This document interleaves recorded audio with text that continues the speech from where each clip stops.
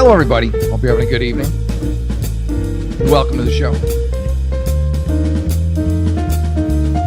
That is Ortsy Ortiz right there. Amazing jazz drummer. He's terrific. I have not been here for 2 nights. I apologize. Yeah, I Chihuahua. I was gone. I was in Connecticut for 2 days, but it was like a hit and run because my mom's sick. She's still sick, but I got to see her, so that was good. And so yeah, things are looking up, I guess. And while I was in Chicago, well, I was actually in Connecticut, but then I got in Chicago. I got some Garrett's popcorn. So how about that? So I'm gonna enjoy that tomorrow. But yeah, it was great to see my mom and dad. That was nice. But yes, I didn't do a show because I would have had to do it at 1. And then I flew out Sunday, red eye, got there at, 12 in the afternoon or so to my dad's place, mom's place. And then I slept for a half hour. I didn't sleep at all in the red eye. And then went to see her. And then I did sleep Tuesday or Monday night. And then I another red eye just to get home today. So, but I'm back. I did get some sleep yesterday. So I think that helped a lot. Hope you're having a great week. God bless you. Thank you for tuning in. Tatanka, good to see you. Thank you from the Catskill Mountains. God bless you, man. I might be going. Rumble may have hooked me up with some tickets to the, and I'll cover it if it goes through for the enhanced games. So see how that goes. I'd love to go. I think I have tickets. I don't know, but I haven't been approved technically yet. So, but it's kind of cool because they've got the guy from Game of Thrones. If you're a Game of Thrones fans, the Mountain is going to try and break deadlift records. Now, obviously, this is the enhanced games, so there's a lot of they use steroids. Yeah. but they makes them very, very strong. Not like the Mountain really needs it, but yeah, if the Mountain wasn't strong already, you juice up a little, get on the gear a little bit, and he's good to go. Morning, Raven. Thank you for tuning in. Raven 620 in the house. Thank you. Yeah, so there we go. All right, let's get the show started. I know there's more to talk about that I was going to catch up on, but I can't. I'll be damned if I can remember it. It was just nice to see my mom, and that's where I've been the last couple of days. But I'm here until August, like late August, and I'm going to see my folks again for a week. But I will be doing shows from my folks' house. All right, that's enough. That's enough of a week in the life, or a couple days in the life that felt like a week. Let's get started. Here we go. Welcome to Jeff, the Unlicensed Therapist. All right. So again, if you have questions, comments, or concerns, you can put it in the comment or chat, and I will be happy to answer them for you. I'll try not to hit any buttons like I did last week. That was a disaster. Knocking myself off constantly. All right, here we go. So let's start with a game of Am I the Asshole? And we'll see whose side we fall on. Am I the asshole for not paying a Parent Plus loan? I feel like a Parent Plus loan means like a cosigner loan. We'll find out in a second. But I feel like that's when you take out a student loan and then your parents are on the hook for it if you don't pay for it. I think that's what a Parent Plus loan is. I don't know. So let's see. If your parents cosign a loan for you and then you don't pay it back, unless they stole the money and spent it on themselves, I feel like you should pay it, or pay them, or pay somebody. Right. Let's do it. I don't think I'm wrong on that, do I? Let's read a little bit. So the backstory. This is always important.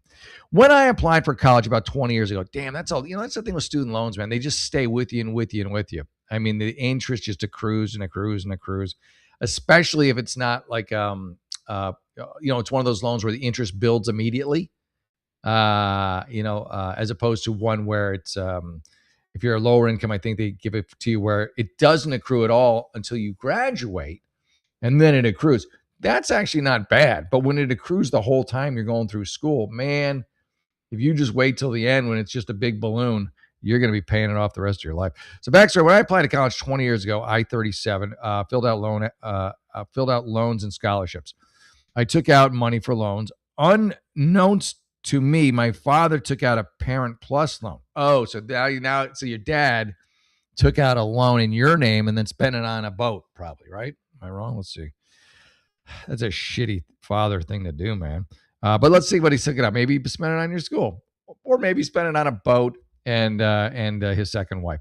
Unbeknownst to me, my father took out a Parent Plus loan.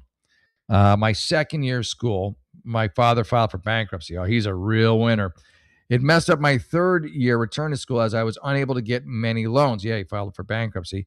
And I took a semester off and only did one semester after that, total of 2.5 years at a Christian school, and then took several years off. Oh, wow, man. During the lockdowns 2020, Dad began getting notices about the loan. He asked me about it, but since I didn't know he had taken the loan out and I was paying my own loans, at least you turned out responsible in spite of your dad being a deadbeat. He never paid any of it. God, I bet did he do the same to your sister? And my sisters have gotten involved, saying I now owe 40 grand on the loan. I don't know you need a lawyer.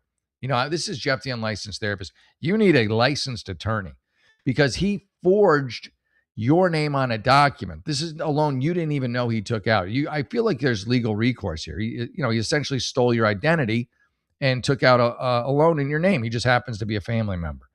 So I would pursue legal counsel, and I would get it on the books that this is, in fact, his loan. And you may have to fight. Obviously, we'll have to fight him in court about it, but it's worth it. I mean, why should you pay the 40 grand he took out? What's it been? 7 years? He'll declare bankruptcy again. That's what he seems to do. He's a very irresponsible man, and a good for you for being so responsible. You're like, hey, I'm going to pay off the student loan, and here your dad is taking out loans in your name, and like, oh well, I'll just bankrupt again. I bet he bought a boat. This guy sounds like a guy who would buy a boat with his son's student loan money. Anyway, so he never paid him. His sister's gotten involved, saying I now owe 40 grand on the loan. Here's the kicker. There's a kicker. I feel like there's already, it's already a big kick in the teeth. He could have gotten rid of the loan, rolling it into the bankruptcy. Oh, so he's stupid too. Or he could have paid the loan for 120 payment on the minimum while he was working a federal job. Now he's retired, has no dependents, has never paid on it, so the interest is really taken over. Yeah. I am a single at-home mom. Oh, I thought you were a dude for some reason, but yeah, 37 female, with no income paying on my student loans that I didn't know about. Okay. My FIL recently passed away, father-in-law, leaving us the house we live in and land, so no cash. Well, you got a house. Don't complain too much. Today, it was my mother's birthday. At her birthday lunch, the sister asked when I would be paying off this loan. I would say never. I explained the things above. I told her I was not refinancing the loan in my name. Do not. And I don't have any extra income to pay $400 a month. She yelled at me, called me selfish. No, your sister is being selfish. She wants you to assume the debt of her father so she can remain your deadbeat father's favorite. She told me to figure it out. Why don't you tell her to figure it out? Why don't you tell her to make the payments? Because it's as much her loan as yours. You didn't ask for it, and she didn't. Why don't you pay it? What's the difference? He just happened to take it out in my name without telling me. What if he took it out? Just pretend he took it out in your name without telling you, and you pay it, smarty. See how that pans out for him. It makes me mad. She said it wasn't fair, and my dad didn't know what he was signing up for and stormed off. He knew exactly what he was signing up for. She has no real argument to stand on, so all she can do is storm off. She then sent me a scathing message about it. I'm telling her, why don't you tell her to pay it? Because it's as much her debt as it is yours, in that it is neither of your debts, it's your father's debt.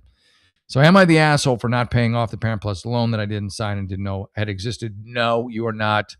I'm sorry you had to deal with a shitty father. You know what they say? You can choose your friends, but you cannot choose your therapist. No, you cannot choose your family. Hey, Desperate, good to see you. Sup, Animal? Good to see you. It's been a while, man. Good talk. Good to hear you, man. Yeah, the mother and the daughter should pay Tatanka. Yeah, right. Yeah, they're the ones who seem all gung ho that this. This is the other thing I noticed. The more I do these, these sessions, if you will, there's always like it's like a Disney story where there's the evil stepmother and the stepsister, or the evil mother and the sister, and then the downtrodden good egg who just gets stepped on by all the sleazy family. You feel bad for them, and they're made to feel guilty, for stuff that's not their fault at all. So yeah, don't feel bad. You did nothing wrong. Your dad is an unbelievable a-hole, like epic. And yeah, he should pay. He'll never pay it. He'll go into default again, and that seems to be his MO, doesn't it? Seems to be what he's good at. All right, here we go. I'm going to do a Rumble ad right now. Let's make sure we got everything a rocking and a rolling here. All right, it's like trying to make sure everything's working. How's the sound? Can everyone hear me? Last time I did this, the sound stopped working. So can everybody hear me? Can you? I just want to. I don't know what. I don't know if it was the software or me. So let me write in. Can you hear me? In the chat. Can you hear me? And I send that in. Can you all hear me? Can someone just tell me? Just give me a up and up. I'm trying to figure out because last Friday I did an ad and it had no sound. All right, perfect. All right, let's do the ad. And I thought maybe it was because I hit the ad and something wonked out everything else. We hear a lot about crypto. Here's the part most people miss. Crypto was created so you can actually own and control your money. After the 2008 financial crisis, Bitcoin was designed as an alternative to banks. So instead of a bank holding your money and delaying transfers or limiting access, you are in control. And if you ever had to wait for a transfer to clear, you felt that problem. Now, fast forward to today. Everybody's heard of crypto, but getting started still feels complicated. That's exactly why I use Rumble Wallet. It takes all the complexity and makes it simple. Choose what you want: Bitcoin, dollar backed stablecoins, or even digital gold backed by real gold. No complicated setup. It connects with MoonPay so you can use your credit card, debit card, or bank and be up and running in minutes. Once you've got it set up, you can even support your favorite Rumble creators like me directly. So do this now. Scan the QR code or click the link in the description and download Rumble Wallet. From there, you can set up your wallet, tap buy, and you're in the game. In just a few minutes, you can go from hearing about crypto to actually owning some. So that's Rumble Wallet. Hop on that. You're going to love it. You'll be glad you did. And yeah, there you go. Thank you, Rumble Wallet. I do love me some Rumble, man. That is the truth. That is the truth. All right, let's get back to Am I the Asshole? So no, I mean, just the audacity, if I may, the unmitigated gall, if I may. I've been a homeowner for 5 years. Nice. These are the biggest things I wish somebody told me day one. I'm not sure. Is this this sounds almost like a, all right. I'm not sure where the I'm an asshole is. How I'm going to click on this and probably click quickly off it. I'm just trying to figure out the how are you the asshole? If you're telling people that this is you, I assume you're trying to sell something. Yeah. It is. That's exactly what it is. He's selling you something. This is not a real Am I the Asshole? This will be taken up very soon, I think. Okay, look, he goes, example, I cut my car bill by $1,300 by switching carriers. Take 2 minutes and pull out a comparison site. I've used this one. Here it is. Link. All right, douchebag. Yeah, you're the asshole. You don't even have a question, but you're the asshole. You spammer. You know, come on, jerk. Yeah, I'm this in my head. I'm like, this guy, he's a at least pretend, at least play the game, at least pretend you have a question about whether you're an asshole or not. Actually, I guess you didn't need it. We could all say it, but you know, you're still trying to hawk your wares on the unsuspecting. Maybe it's that poor girl's father running his latest new side hustle to bilk money out of people, including his own daughter. And then the wicked, I don't know, not the stepmom, but the actual mom, and then her daughter just like, you know, ganging up against her. Am I the asshole for making a rooming decision that is leading my 19-year-old to rashly move out? What does that even mean? Well, let's find out. All right, we're going to dive in. Good. I like that. No preamble. Just get to it. 43 female, mother of 5 children. So they're all pretty old. Well, not really. Well, I was going to say they are, and then they're not at all, really. 19, yeah, 17, 15, 13, and 5. The older 4 from my previous relationship. No marriage, just relationship. And they don't see their father. He's been absent for 5 years. They all live with me. All right, I assume then he's also not paying child support. My husband, 46, and I've been together for 10 years. We live together. We share a 5 flat, and I guess that's a 5 flat. I would hope so. 5 bedrooms, yeah. The 4 older children have shared rooms, 19. It's okay. Recently, we've been very ready to move to 5F tour. Okay. Like, all right. See, this, I'm just, don't give me, just make up names. I don't want 13F, 5F, 6B, 1740. I'm not doing math. I'm trying to just give you advice. You know, just come up with the name. This is my pet peeve. This is what triggers me. This is my counter transference. When you can't just come up with a name, like any Abby, Dan, Billy, Sherry, and Michelle. They're that easy. 5F, 6B, 22C, hike. Come on, stop it. All right, let's just go to the end. My husband and I just can't. I just don't care when you. I don't know why it bothers me so much, but it does. It makes for shitty reading. I think that's why. I feel like as an audience member, when I'm trying to read one of those, you're like me. You're like, why don't they just use names? All right, here we go. Am I the? I think I'm on your side here, but am I the asshole for calling two women entitled? Bad word here, for double parking their golf cart across two handicap spots? No, it's horrible. Even if they're handicapped, do one. I mean, can you handicap? I mean, can you handicap a golf cart? I don't know. Is this at a golf club? I assume this is like, what is this, like Palm Springs where everyone drives around on golf carts? Ay, man, what a train wreck that is. All right, here we go. Let's this one. Let's dive into this one. Context: my wife and I went into a store, and when walking in, there was an extended golf cart. I wonder if it was a maintenance guy. No, he said it was two women. It was an extended golf cart with those big LED speakers, 3 rows of seats, a cooler, and so they're like drunk. It sounds like.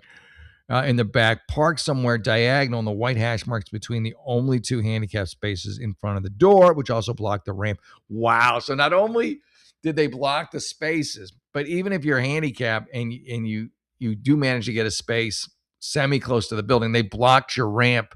So you're going to have to crawl up and someone's going to have to carry your chair or carry you in your chair. It's really horrible. I would have called them out too. I don't think you're an asshole at all, but let's see more. I mean, it's so narcissistically I mean, you assume if they're driving around in a golf cart, maybe they really are drunk and they thought it was a straight parking job, and it just turned out to be a disaster. Were they burping vodka? All right, here we go.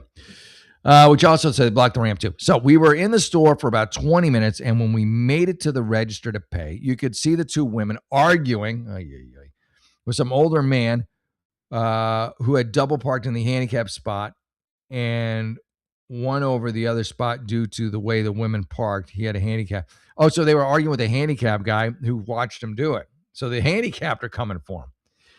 You could tell from the hand gesture of the man. He was saying something about their parking, kind of like, what the hell is this motion at the cart? No, you support that handicapped man in his argument with these entitled jerks. And this is the thing, like the sense of entitlement of these people and the indignation that they feel for being corrected for just being louts in terms of just their humanity always fascinates me more than anything. There's I'm showing it to my son now, this book, How to Win Friends and Influence People by Dale Carnegie. And he talks about just how these people who are just the worst of the worst see themselves just so magnanimously. Like they're just, in spite of all the horrific things they do, whether for Al Capone to John Dillinger to whoever, they view themselves as these just beacons of society. And that's how these ladies, just above everybody else. We all just exist in their worlds. And we're lucky to be in there, according to them. Anyways, the women argued with him and started laughing and waving him off. Yeah, I don't like that. I would totally help this old guy. Can you let the air out of their stupid golf cart tires? Anyway, so they argued. So people outside the door were stopping and looking in as well. Some employees heading out. I really think these women were probably drunk before the man just walked away and came in the store. My wife could tell I was pissed and told me not to say anything, but you did when you were walking out. I yelled, so you didn't even just say something. You yelled. I don't blame you. I would have too. I yelled loud enough for everyone to hear. So this is where the 2 entitled effing bitches look like. Oh, this is what they look like. This is what 2 effing entitled bitches look like. Not sure the sub rules on swearing here. Okay. They turned and looked at me immediately and started back. Repeat what you said. Oh, so you did. Good for you. Maybe they have bad hearing in addition to their alcoholism. Their faces went red and they started screaming at me that I'm not handicapped and I'm not allowed to say anything. Their voices getting progressively louder. They're not either. Like one of them hurt their knee like years ago, got the placard, and then they just, do what they want now. You obviously hit a nerve. Yes, I just continued walking in my car as they screamed at me. Mind you, these are 2 50-year-old women. Yeah, 50's barely, in need of a handicap. Their handicap is a bullshit handicap. The fact that they're standing in a store, they have so much energy and vitriol that they can make cussing you out, cussing out some actual handicap guy. This is where Am I the Asshole comes in. I was told by my wife that it was an asshole thing to do, that swearing crosses a line. I think in this case, I will overrule your wife, but don't tell her. Just in your situation, just agree with her and be like, yeah, you're right. I shouldn't have done it. But honestly, they had it coming. They had it coming. Really. I mean, someone's got to stand up to these two reprobates. So even a few people in Discord I mentioned, it said I was an asshole for causing. No, people just, people just find being walked all over and treated like doormats, You didn't do anything wrong. You called them out. Should you have sworn at them? I bet you wouldn't have if they hadn't just gotten in the fight with that poor old handicap guy. I bet you would have toned it down a notch. But someone needs to discipline them, if you will. And it just happened to you. So, I mean, people are going to fall on one side or the other. I'm okay with it. You ended it with with what you said. They asked you to repeat it. You repeated it. They know what they are. And then you moved on. But as far as your wife goes, you tell her you're sorry. Yeah, and you were wrong. That's just good tips for keeping a marriage going. My personal opinion is that if someone laughs at a disabled person, thank you for saying something about them illegally blocking handicap spots. I don't have a moral obligation to take the high road. I don't think you do either. Again, this is counter-transference on my end. I highly doubt if I walked over in a calming voice to tell them what they would. Yeah, I mean, I agree with you. I'm trying to play devil's advocate, but at the same time, it's not real to who I am. I think I'm totally on your side on this 100%. I do feel it was effective calling them out and getting them so worked up they look like they would bust a blood vessel for it. Yeah, I love that. If only for the stress I caused them over it. Like I triggered them being called out loudly. Good for you. Good for you. Maybe I bet you this. Here's the thing. Next time, I'm not saying they're not going to park in the handicap spots anymore, even though they're really not. But at least they won't take up two because you're going to remember, oh, yeah, last time, remember, we really want to go through the public shaming again. Because these people are generally just narcissists. And narcissists want everybody to love them and think everybody should love them. So when you call them out in a public venue like that, suddenly they're like, oh, look at these ladies. Like they're horrible. They can't handle that. Their whole life is about appearances. So good for you. You're not the asshole. I think in this case, you're the hero. How about that? Seem fair to you? Seems fair to me. All right. Good for you, buddy. Good for you. Yeah, pride come before the fall. Yeah, that's true. Yeah, you got to put a good point there. Yeah, you can't keep. I'm trying to tone down my road rage. I get it too. I've gotten better. But my road rage is a good gauge of how I'm doing spiritually and emotionally. When I have very little road rage, even when I feel, probably in the old days I would have, I feel like I'm more centered. And when I have more road rage, then I feel like I'm less centered and I need to do a little more inner work. So it's kind of a good gauge of where I'm at, on a given day. Yeah, because it's a day-to-day thing, man. It really is.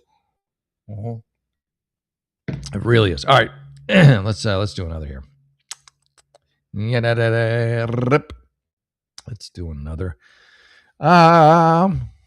Okay. Yeah. So far, I think I've been on everybody's side for doing exactly what they did. Would I be the asshole for asking my daughter's boyfriend to stop having dinner with us? It's a tough one. Let's see why. Is he just a pig? Does he slop? Does he suck on the straw too much and smack his lips? He chews with his mouth open.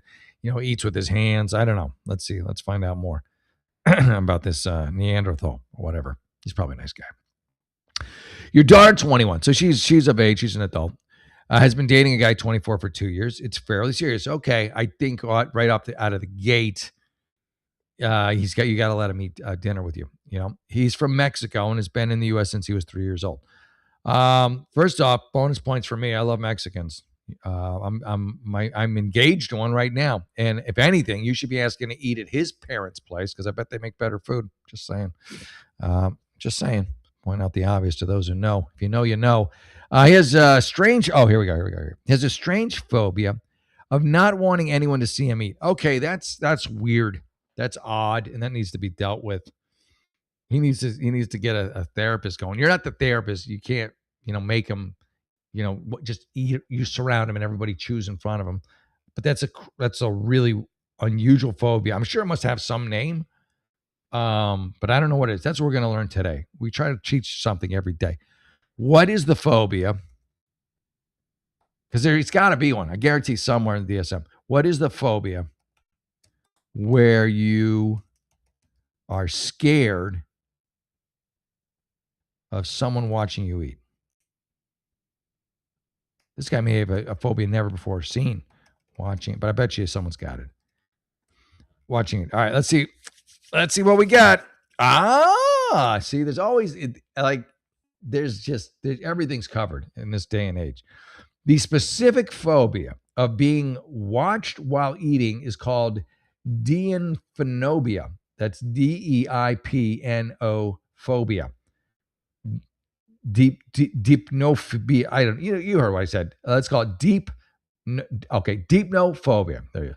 It's an awful form of social anxiety disorder. Yeah, and it stems from fear of being judged, spilling food, or feeling vulnerable.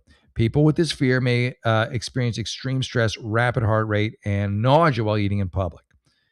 So there you go. Okay. That is something they recommend cognitive behavioral therapy for that one. Will make sense. Word behaviors in the therapy, and it is a behavioral issue. And they bring up a good point. You'll probably avoid social events and eating altogether. Yeah, I mean, this dude, if he's dating your daughter, he's got to get this dealt with. I'm not going to sign off on this guy marrying my daughter when he can't even eat in public. That's a deal breaker for me. But let's keep going here. All right. So I've literally never seen this kid put a bite of food in his mouth despite spending a fair amount of time around him. He's thin, yeah, because he's got no place to eat where people can't see him, but doesn't look unhealthy. He is, even if he doesn't look it. You got to eat, man. The problem is we take them out to dinner occasionally for holidays and special occasions. He always orders a full meal. He will cut up the food, push it around the plate, but not eat any of it. Well, yeah, why even buy him a plate? There's your first thing. Is that what you're talking about? No, here's the thing. I would let him have dinner with you, but I would be like, look, just be honest with him. You're not going to eat any of this food. You never eat any of the food. So I'm not going to spend, 30, 40, 50, 60, 70 bucks on food for you when you're not going to eat it. Just get a water and just sit there like you usually do. Let's stop playing this game. I mean, this kid's got to deal with this shit. Okay, so the problem is we take him to dinner occasion on special occasions. He always orders a full meal. Like he's fooling you. He will cut it up, push the food around the plate, but never eating it. Then after the meal, he will donate his leftovers to somebody else. It's even worse when I make home cooked meals. And here's the thing. I think you don't disinvite him to dinner. The dinner's not the issue. He's got this phobia, but just, let it be out in the open. Let the wound be open. Don't give him any food. Just give him a water. And if he says anything like, listen, you don't eat any food in our house because you have a deipnophobia, and it's something you need to address through a therapist. Let's get on that, because I'm not going to let my daughter marry you when you have this kind of just social anxiety disorder that needs to be dealt with. My daughter means enough to me that I'm going to make you, if you want to marry her, prove your love for her and get some help. But yeah, don't waste food. Don't not let him go to dinner. You keep him at dinner, but just don't waste any dinner on him. What do you waste? It's a waste. Let him stay. You can still hang out. If you still feel weird about it, pretend he has a really bad stomach ache or he's sick and, he's got the flu. And so he comes down to dinner and he just don't want to eat. So there we go. That's my solution for you. So he takes, takes full plate, cuts it up, messes with it, doesn't eat any of it. Then he will scrape all his food into the trash can afterwards. Yeah, do not give him another morsel of food. Maybe your cooking's bad. I'm kidding. He doesn't eat at the restaurants either. I'm starting to get enraged over this. He wastes here's where I disagree with you. You say he wastes a horrendous amount of food and I can't stand the money. No, he doesn't waste it. You waste it. You waste it on him. Stop making him food. Stop buying him dinner. Don't stop inviting him to dinner. Just stop making him food at home, and stop when you go to a restaurant purchasing him any food, because it's a farce. It's nonsense. It's theater is what it is. And obviously he's, got some issues. So get him into a therapy. Stop taking it so personally. This guy's got issues that really have nothing to do with you and have everything to do with him. And until he gets at it, you don't want your daughter marrying him, that's for sure. I've talked to my daughter privately. He says that if he doesn't want to eat, that's fine. Just tell him to stop taking plates of food and ordering in restaurants.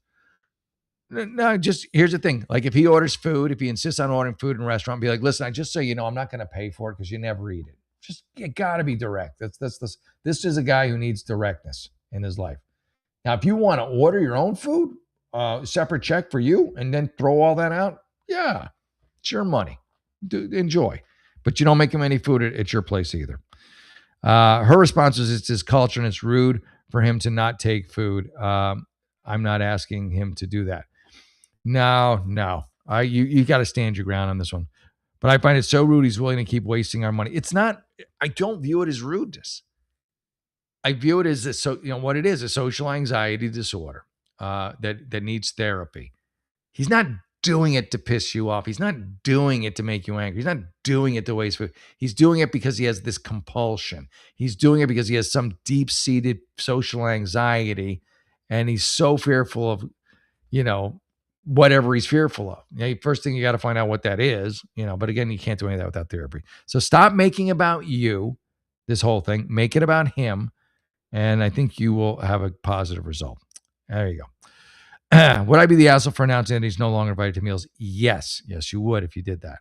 The post absolutely blew up, she says. Apparently everyone's weighing in. It's not a simple issue. Exactly. Yeah, you're treating it like he doesn't have like a serious problem. And hearing varying opinions on this was very valuable to me. You all made me set aside my frustration. See?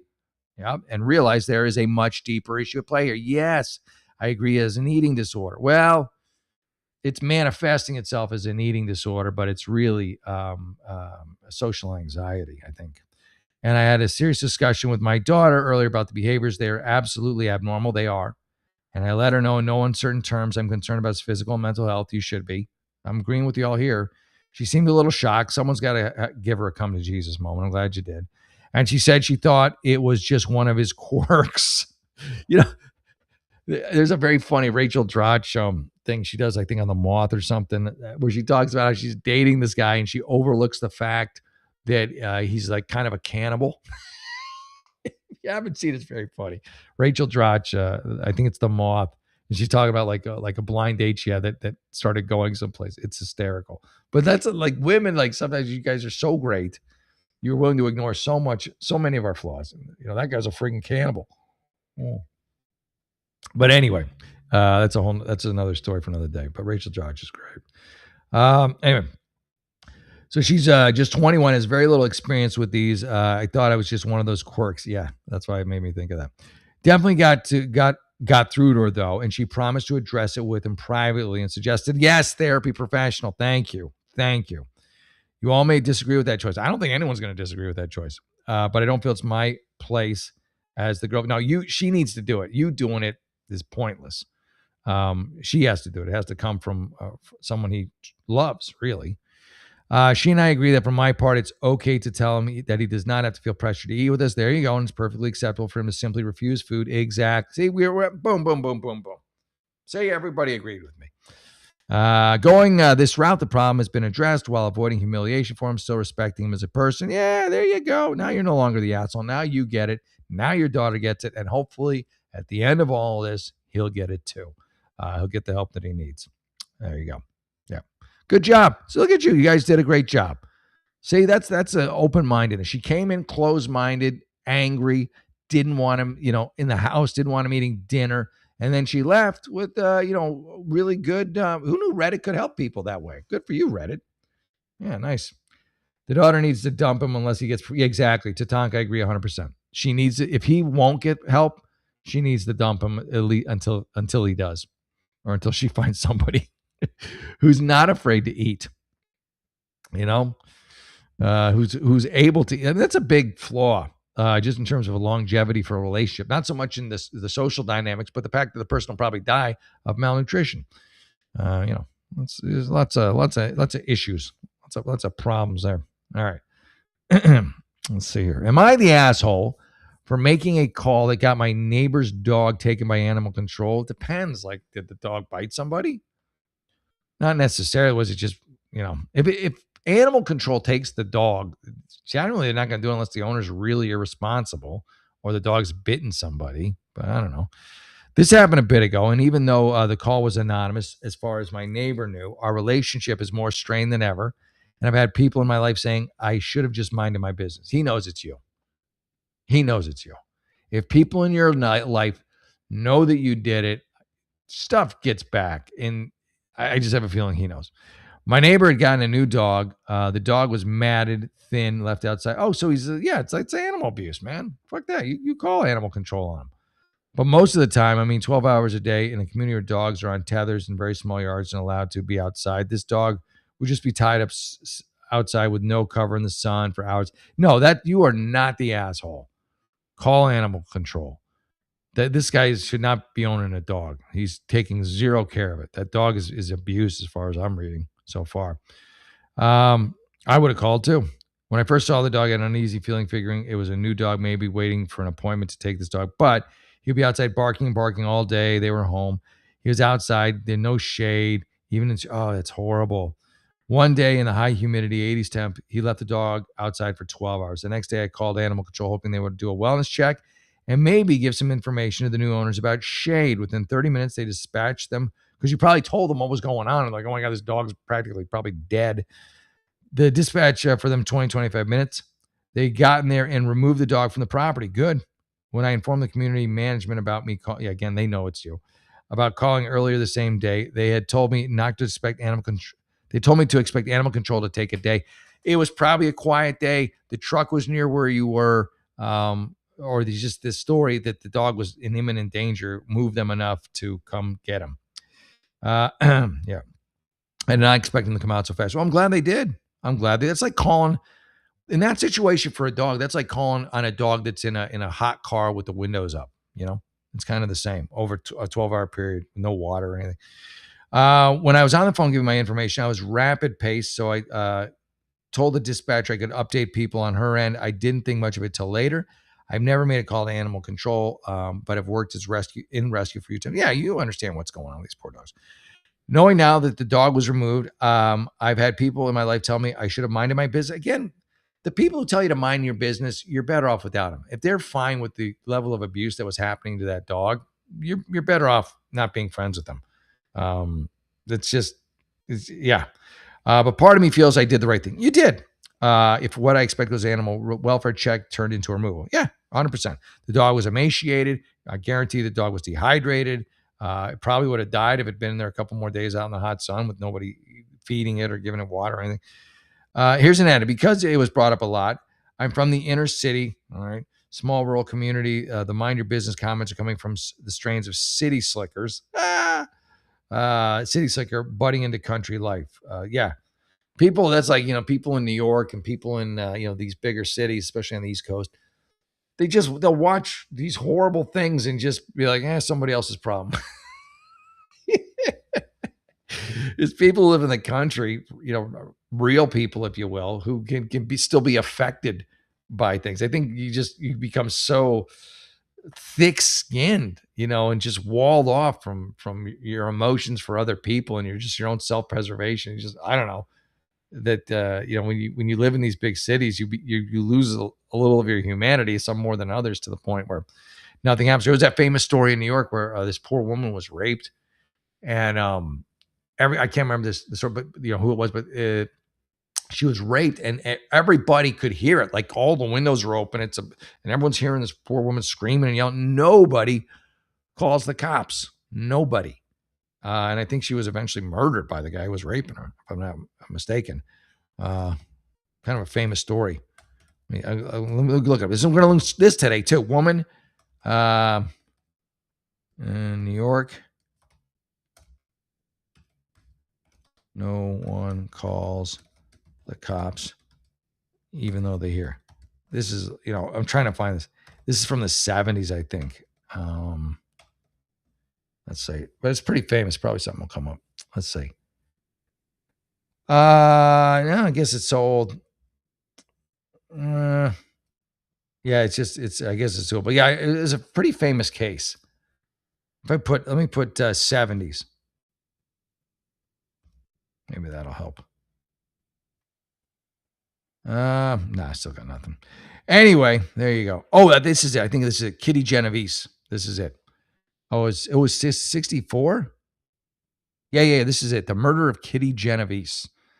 So she was a 28-year-old bartender. I'm just showing you again. Just nobody wants to do anything. It's somebody else's problem. This is the issue with it. 28-year-old bartender was raped, and stabbed to death. It was in 64, March 13, 1964, outside an apartment building where she lived in New Gardens, neighborhood of Queens. The article claimed that 37 witnesses saw or heard the attack, and none of them called the police or came to her aid. Someone else is going to have to do it. It's not going to be me. I don't want to get involved. That's the mentality of the big city folk. A lot of them, unless you're a country guy or just a small town person who lives in the city, and then everybody knows you, and they don't like you because you're like, hey, you make eye contact, you say, hey, how you doing? Good morning. I remember I lived in this apartment building, and lived in Chicago. I lived in Connecticut. I lived in Chicago for like 8 years, and so I've got that sense, hey, how you doing? Sensibility.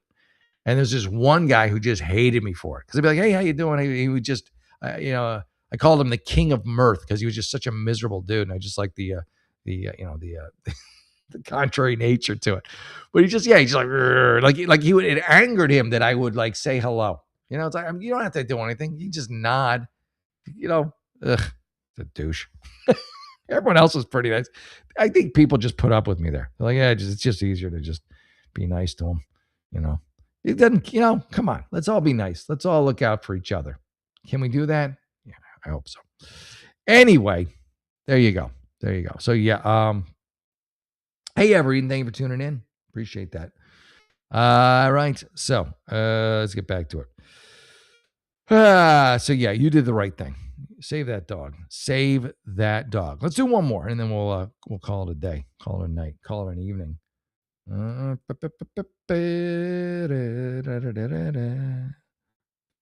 right. Not featured tonight, I think, because there's some martial arts award show. Rumble doesn't get those that often. I'm not familiar with the martial arts award show circuit. Strange, like unrelated, but it's fun to me. I'm flying back and forth to my mom's, so I've been on a lot of planes in the last 2 days. And I found this show I liked about bowling. It's just about bowlers. Is on the TV on the United flights. So, but I was enjoying it. I got to episode 4, I think. I liked it. All right. That being said, am I the asshole for getting annoyed with my friend? Who doesn't get annoyed with their friend once in a while? Am I the asshole for not liking my mom's partner and considering no contact? I'd say no. Oh, wait, here we go. This is what we'll end on this one. Am I the asshole for swimming topless? No, you're not. Maybe.